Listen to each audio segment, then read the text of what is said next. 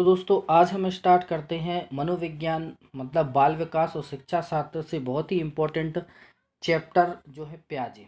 प्याजे से बहुत maximum questions पूछे जाते हैं, आप लोगों ने देखा होगा एग्ज़ाम में।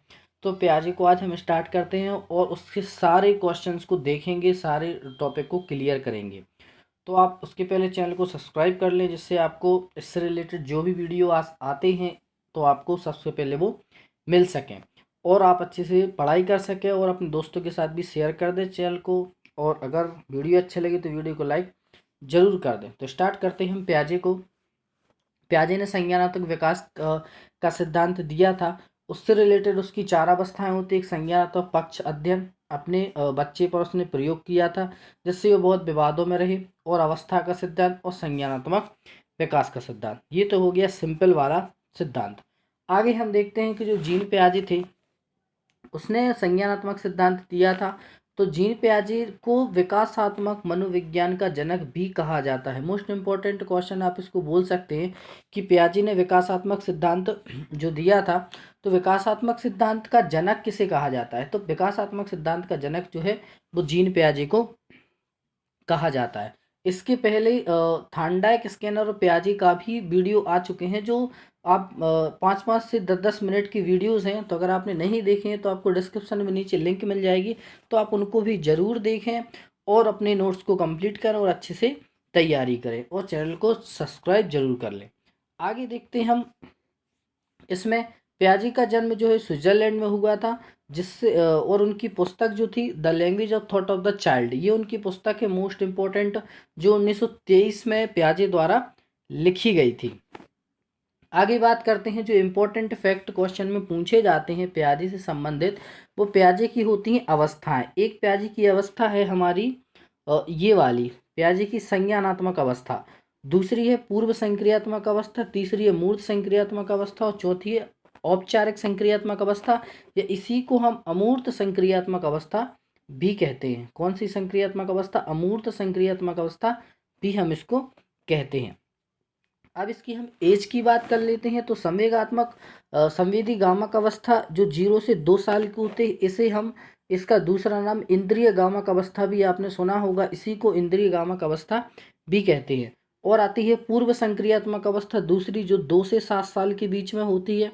फिर आती है मूर्त संक्रियात्मक अवस्था जो 7 से 11 साल के बीच में होती है। चौथी आती है औपचारिक संक्रियात्मक अवस्था जो 11 से 14 साल के बीच में होती है, इसे हम अमूर्त संक्रियात्मक अवस्था भी कहते हैं। मैंने अभी आपको इसके पहले भी इसके बारे में बताया था। आगे देखते हैं हम। तो पहले हम बात करते हैं, यहाँ पे आप देखते हैं संवेदीगामक अवस्था में बच्चा बिल्कुल छोटा होता है, शिशु अवस्था में बच्चा यहाँ पे होता है। और उसकी अगर आप एज देखें तो 0 से 2 साल उसकी एज होती है। यह जन्म से 2 वर्ष की अवस्था होती है। बहुत छोटा शिशु आपको दिखाई दे रहा होगा। इस अवस्था में बालक जो भी कार्य करता है वो अपनी इंद्रियों के द्वारा करता है। यानी आपने देखा होगा कि जब बच्चा छोटा होता है इस अवस्था में, तो वो जो भी काम करेगा वो अपनी इंद्रियों के द्वारा, यानी आँख, नाक, कान और त्वचा के द्वारा वो काम करेगा। यानी हिलाएगा, चीज़ों को पकड़ेगा, है ना, खेलना, ये सब जो गामक क्रियाएं होती हैं वो शिशु अपने इस अवस्था में 0 से 2 साल के बीच में करता है। आगे देखते हैं हम दूसरी अवस्था, आपने देखी होगी पूर्व संक्रियात्मक अवस्था। इस अवस्था में जो बच्चा है वो थोड़ा सा बड़ा हो जाता है। आप देख सकते हैं यहाँ पे पूर्व संक्रियात्मक अवस्था में 2 से 7 साल का बच्चा। इस अवस्था में बालक जो होता है पड़ोसी के बच्चों के साथ खेलता है। यानी क्वेश्चन पूछा जाता है, आता है कि बच्चा जो है पड़ोसी बच्चों के साथ कब खेलना स्टार्ट करता है? तो वो 2 से 7 साल पूर्व संक्रियात्मक अवस्था में।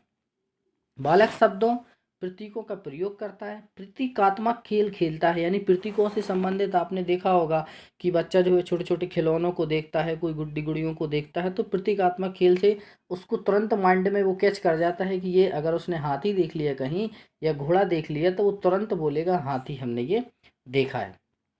इस एज को हम खिलौनों की आयु भी कहते हैं। इस अवस्था आपने देखा होगा सबसे ज़्यादा बच्चा जो है वो इसी अवस्था में खिलौनों के साथ खेलता है, और इसे हम शिशु अवस्था को खिलौनों की आयु भी कहते हैं, और इसे हम पूर्व बाल्यावस्था भी कहते हैं। क्वेश्चन आता है कि खिलौनों की आयु किस एज को कहा जाता है? तो पूर्व बाल्यावस्था को और शिशु अवस्था को हम खिलौनों की आयु कहते हैं। इस दौरान जो है भाषा का विकास प्रारंभ हो जाता है। आपने देखा होगा इस दौरान 2 से 7 साल तक की जो एज होती है, इतने एज में बच्चा जो है अपना माँ और पापा कहना, दादा दादी कहना, नाना नानी कहना, इस एज में वो सीख जाता है, यानी भाषा से संबंधित वो यहाँ पे सीख जाता है। दूसरा हम बात करते हैं मूर्त संक्रियात्मक अवस्था, यह 7 से 11 साल तक होती है, हम बता चुके हैं। अगर क्वेश्चन आता है कि इस अवस्था में बालक का चिंतन और तर्क करना शुरू हो जाता है। मोस्ट इम्पोर्टेंट फैक्ट है, आप इसको नोट कर लें इम्पोर्टेंट में, कि बालक का चिंतन और तर्क करना शुरू कर देता है। यानी क्वेश्चन आता है कि बालक चिंतन और तर्क करना कब शुरू करता है, तो वो करता है मूर्त संक्रियात्मक अवस्था में, 7 से 11 साल में। इस अवस्था में बालक दिन, तारीख, समय, महीना आदि बताने के योग्य हो जाता है। 7 से 11 साल का बच्चा थोड़ा बड़ा हो जाता है, वो दिन, तारीख, समय, महीना में अंतर समझने लगता है और बताने लगता है। इस अवस्था में बालक सही अनुपात का अंतर, आकार, भार, क्रम आदि को समझने लगता है। इस टॉपिक से, इस लाइन से बहुत से क्वेश्चन बनते हैं। एक क्वेश्चन तो यही बनता है कि अगर आप बोलें तो गणित संबंधी क्रियाएं जो हैं, ये क्वेश्चन मैथ्स पेडागोजी में और बाल्यावस्था में तो बनता ही है, बाल विकास में, कि गणित संबंधी अवस्थाएं जो हैं वो बालक किस अवस्था में करता है, तो वो करता है मूर्त संक्रियात्मक अवस्था में, 7 से 11 साल के बीच में। ये इससे बनता है। आगे देखते हैं, तो मूर्त चिंतन प्रारंभ कर देता है, यानी ऐसा चिंतन बच्चा प्रारंभ कर देता है जो देख सकता है। आपने देखा होगा कि बच्चा इस एज में सोचने लगता है कि हम क्या कर रहे हैं, आगे हमें क्या करना है। दूसरे देखते हैं हम औपचारिक संक्रियात्मक अवस्था। इस एज में आप देख सकते हैं बच्चा थोड़ा बड़ा हो जाता है, इसी को हम अमूर्त संक्रियात्मक अवस्था भी कहते हैं। इसको हम अमूर्त संक्रियात्मक अवस्था भी कहते हैं। इस अवस्था में क्या होता है, किशोर मूर्ति के साथ साथ, ये मूर्त लिखा है यहाँ पे, मूर्ति के साथ साथ अमूर्त चिंतन करना भी योग्य हो जाता है। यानी इसमें बच्चा ये सोचने लगता है, अमूर्त चिंतन मतलब जो दिखाई ना दे, मूर्त यानी होता है। तो इस एज में जो है बच्चा अमूर्त चिंतन, यानी कि वो सोचने लगता है कि हमें फ्यूचर में क्या करना है, मीन्स आगे हमें कहाँ तक जाना है, क्या करना है, वो चिंतन का योग करना भी जो है बच्चा वो सीख जाता है इस एज में। यानी स्मरण करना, मनन करना आदि इसमें बच्चा सीख जाता है, कार्य को कारण समझता है, यानी उसमें अंतर बता देता है। इसलिए इसे तार्किक चिंतन अवस्था के नाम से भी जाना जाता है। यानी तार्किक चिंतन करना कंप्लीट कब हो जाता है, तो वो होता है 11 से 14 साल की एज में, ये काम इस अवस्था में हो जाता है। तो मोस्ट इम्पोर्टेंट चैप्टर था ये। आई होप आप लोगों को अच्छे से समझ में आया होगा और आपको अच्छा लगा होगा। तो अगर आपका कॉन्सेप्ट क्लियर हुआ है, आपको ये सब अच्छा समझ में आया, तो वीडियो को लाइक ज़रूर कर दें, अपने फ्रेंड के साथ शेयर कर दें। और इसके पहले बहुत इंपॉर्टेंट, यानी कि 1-1 मिनट के शॉर्ट्स भी डले हुए हैं, तो आप उनको भी लिंक से क्लिक करके ज़रूर देखें। और इसके पहले थांडाइक और स्कैनर और पावलाव, इन पर वीडियो आ चुका है। तो अगर आपने अभी तक वीडियो नहीं देखे हैं तो एक डिस्क्रिप्शन में लिंक है, आप उसको क्लिक करके उनको ज़रूर देखें। 5-5 मिनट की वीडियोस हैं, बहुत अच्छे अच्छे, आपकी अच्छी तैयारी हो जाएगी।